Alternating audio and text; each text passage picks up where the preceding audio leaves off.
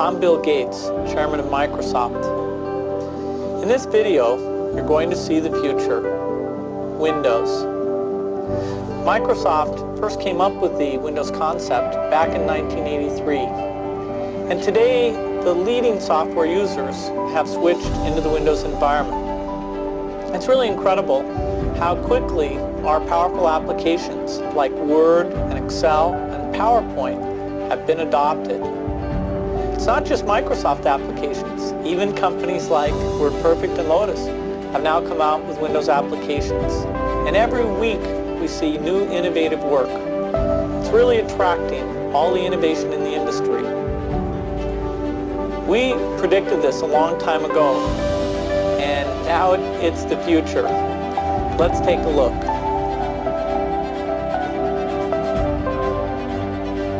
I'm in meetings a lot. My calendar gets very full with those. And then at night, after the kids have gone to bed, I'm on email a great deal. I get messages during the day. That's my chance to give long responses. And then over the weekend, I send a lot of mail as well. I take 2 weeks a year to just go off and read and think, where I'm not interrupted by work or anything else. I'm just solidly trying to think about the future, and people get to send me things to read as part of that so-called Think Week. So it's a nice mix of things. About 25% of the time that I'm out traveling around, meeting with customers, Europe, Asia, and that sort of helps me think, okay, do we have the right priorities? What are people responding well to, and what would they like to see us do better? The key point there is you've got to enjoy what you do every day. And for me, that's working with very smart people. It's working on new problems. You know, every time we think, hey, we've had a little bit of success, we're pretty careful not to dwell on it too much because the bar gets raised. If I had some really tough decision, I'd talk to my dad, I'd talk to Warren, I'd talk to my wife Melinda. So I have enough people that know me and actually know where my judgment isn't its strongest, where I might get overexcited about something or, forget to think about something. And so they're good at correcting, particularly Melinda, good at correcting whatever those blind spots are. And I think it's good to encourage your friends and advisors to really give them that license. I can go to a party and forget to say hello to various people or something. That's a very minor example of my blind spots. Not to the hostess.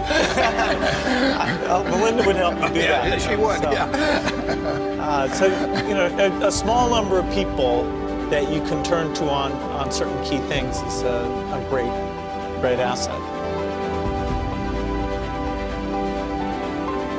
My best business decisions really have to do with picking people. Deciding to go into partnership with Paul Allen is probably at the top of the list. And then subsequently hiring a friend, Steve Ballmer. And having somebody who you totally trust, who's totally committed, who shares your vision and yet has a little bit different set of skills. And also acts as a check on you. Some of the ideas you come up with, you run by them because they're going to say, hey, wait a minute. Have you thought about this and that? And just, the benefit of sparking off of somebody who's got that kind of brilliance, it's not only made it fun, but it's really led to a lot of success. So picking a partner is crucial.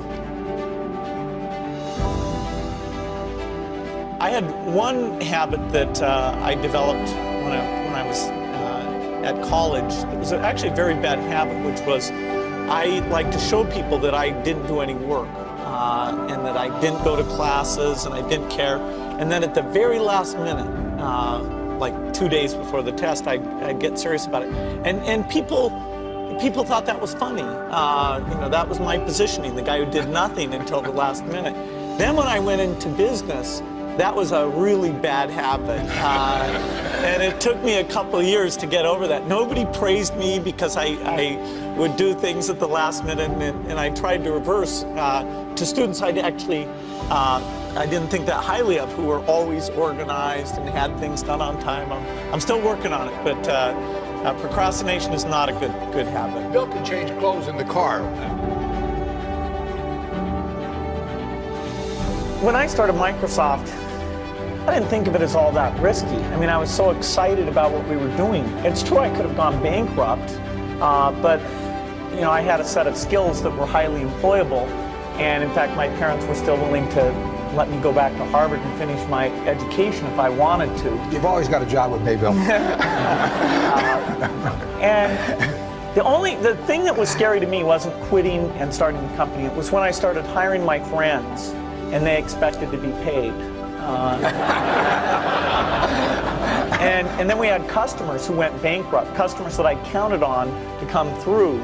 And so then I got this incredibly conservative approach that I wanted to have enough money in the bank to pay a year's worth of payroll, even if we didn't get any payments coming in.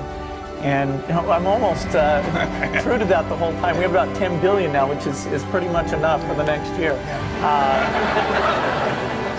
Anyway, you know, if you're going to start a company, it takes so much energy that you know it better overcome your feeling of risk. I don't think that you necessarily, if you're going to start a company, should do it at the start of your career. I think there's a lot to be said for working for a company, learning how they do things. You know, if you're young, it's hard to go lease premises. They made that hard for me. You couldn't rent a car when you were under 25 at the time, so I was always taking taxis to go see customers. The people would, you know, people say, well, we're going to go have a discussion in the bar. Well, I couldn't go to the bar.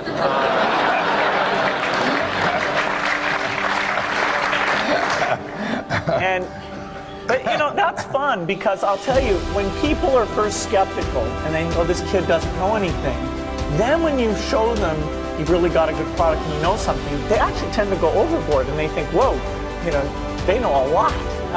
Let's really do an incredible amount with these people. So our youth, at least in this country, was a huge asset for us once we reached a certain threshold. It is hard.